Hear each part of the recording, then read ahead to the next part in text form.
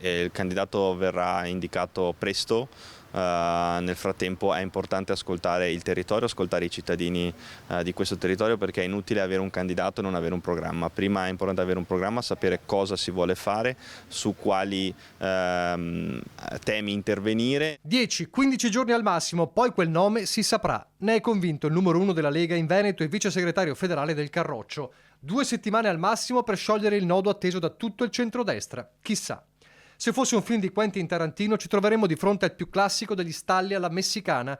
3 pistole puntate e il primo che spara rischia di provocare una reazione a catena difficilmente prevedibile.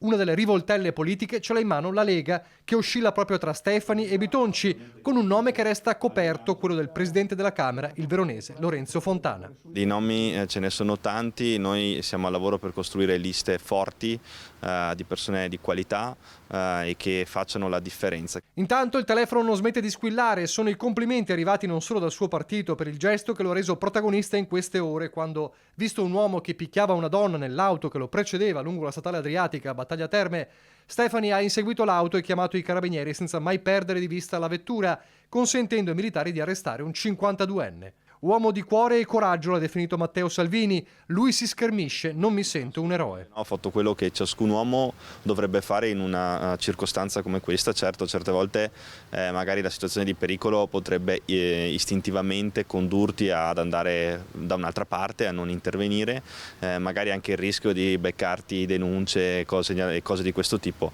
Però penso che il senso del dovere e il fatto di dover salvare e proteggere comunque una persona venga prima di tutti gli altri rischi, di tutti gli altri pericoli.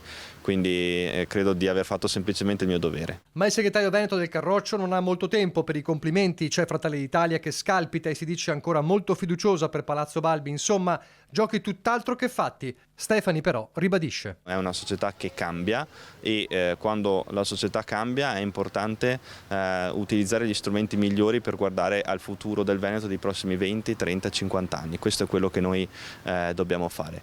Poi troveremo il candidato migliore, la squadra migliore e soprattutto offriremo le migliori soluzioni ai nostri veneti.